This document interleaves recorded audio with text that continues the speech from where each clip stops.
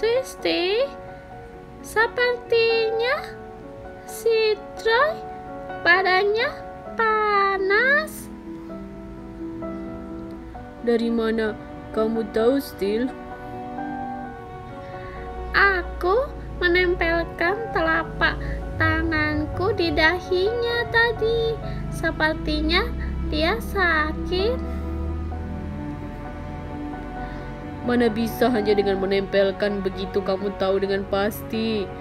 Seharusnya kita menggunakan termometer. Ah, termometer? Apa itu?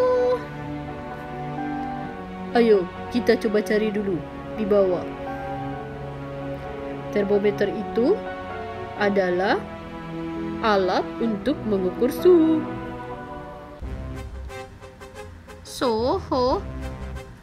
Apa itu? Yang di film-film silat itu? Hush, ngawur. Itu suhu.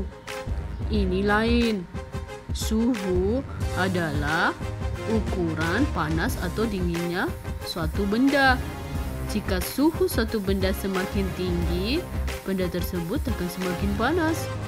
Jika suhu benda semakin rendah, benda tersebut akan menjadi semakin dingin. Begitu. Oh, jadi suhu itu adalah ukuran panas dinginnya satu benda. Jadi termometer itu alat untuk mengukurnya ya? Ya, itu adalah alat ukur satuan baku.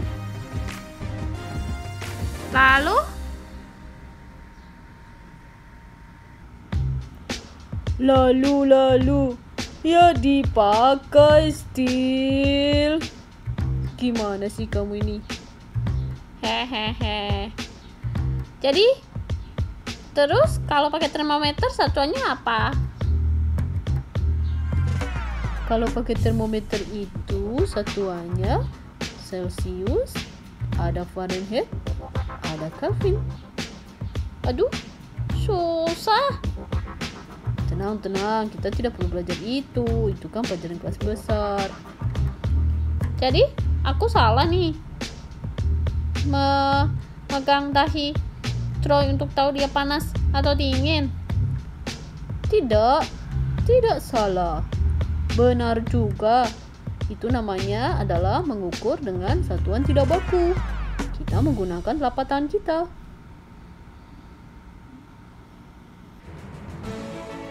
Oh, jadi sekarang aku ngerti. Kalau kita mau mengukur suhu dengan satuan baku, kita menggunakan termometer. Tapi kalau kita mau mengukur suhu dengan satuan tidak baku, kita bisa menggunakan telapak tangan kita untuk menyentuh benda itu. Benar kan? Ya, betul sekali. Benda di sekitar kita ada yang suhunya dingin, ada yang suhunya panas, ada juga yang suhunya normal. Dingin seperti misalnya es batu, panas misalnya seperti air mendidih, dan kalau yang normal seperti misalkan air minum biasa atau buku. Nah, itu adalah suhu normal. Wah, begitu ya. Suhu itu adalah ukuran panas atau dingin suatu benda. Wah, ayo kita coba lihat si Troy. Hai Troy, syukurlah kamu sudah sembuh. Aduh, semalam badanmu panas sekali. Aku memegang dahimu dengan tanganku, panas sekali. Dan si Twisty mengukurmu dengan termometer. Wah, suhumu 45 derajat Celcius, panas sekali. Iya kah? Benar begitu? Aku sampai tidak ingat. Ya, syukurlah, puji Tuhan. Aku hari ini sudah sehat karena si Twisty cukup pandai merawatku. Aku berterima kasih kepada kalian, teman-teman. Kalian sudah bekerja sama untuk menyembuhkan aku. Sama-sama. Itu namanya teman.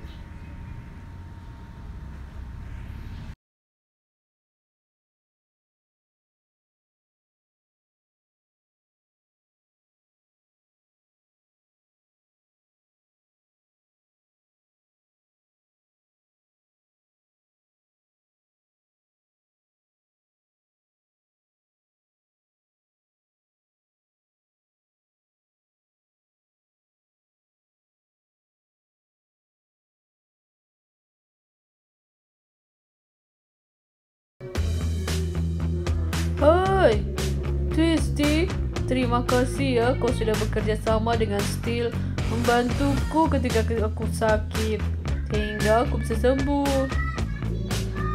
Sama-sama, itulah namanya teman. Kata Steel, aku kemarin semalam sampai 45 derajat ya panasnya. Hah? 45 derajat? Itu terlalu berlebihan. Tidak. Kamu 39 derajat. Dasar sistem itu kamu lebih-lebihkan. Tapi itu 29-40 panas juga ya. Ya iyalah. Tapi ya tidak sampai 45 juga. Kalau 45 kau masuk rumah sakit loh. Beruntung sekali aku tidak sampai masuk rumah sakit. Kalau aku masuk rumah sakit, bagaimana? Ya sudah, tidak apa-apa. Kalau kamu harus masuk rumah sakit, tenang saja. Kan ada kita, ada aku, ada Steve. Kita semua harus bekerja sama. Itu namanya teman. Namanya manusia. Oh, betul. Benar juga ya, kita sebagai manusia diajarkan untuk saling bekerja sama. Ya, begitulah. Bekerja sama akan membuat pekerjaan menjadi lebih ringan, menjadi lebih cepat selesai. Dan itu juga membina kerukunan bersama. Kita akan menjadi semakin dekat. Itulah gunanya kerja sama. Betul sekali ya, betul.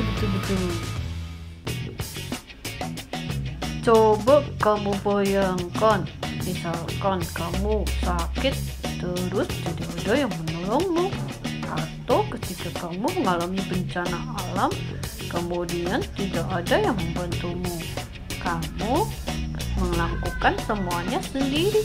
Apa yang terjadi? Iya juga ya, kalau kita sakit tidak ada yang menolong, kita bisa kehilangan nyawa kita. Begitupun ketika bencana alam, ketika kita mengalaminya, kita bisa kehilangan lebih banyak harta benda atau bahkan nyawa kita sendiri karena kita melakukannya sendiri semuanya, tidak ada yang membantu. Itulah kenapa pentingnya kerja sama.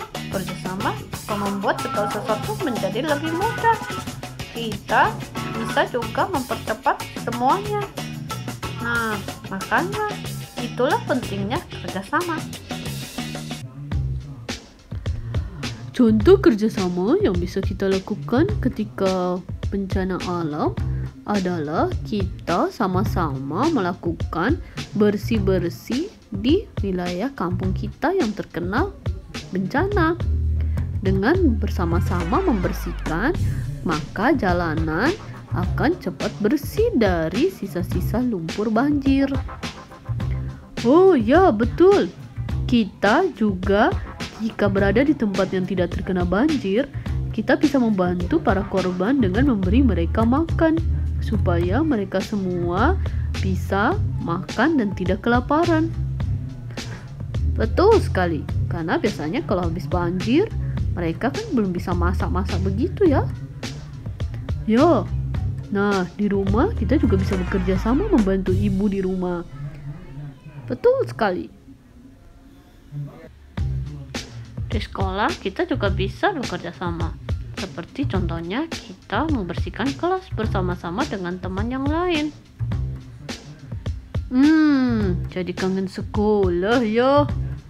Tapi kalau kita anak-anak, kita di rumah juga bisa bekerja sama dengan orang tua. Contohnya ketika ada tugas dari ibu guru, kita harus segera mengerjakan. Tidak boleh malas-malasan, supaya ibu kita tidak merasa terbebani karena kita tidak mau belajar. Nah, itu dia. Itu juga termasuk kerjasama loh. Jadi kalau kalian anak-anak tidak mau belajar, itu artinya tidak mau bekerja sama dengan orang tua dan ibu guru. Kita mau belajar bekerja sama. Kerjasama itu bagus.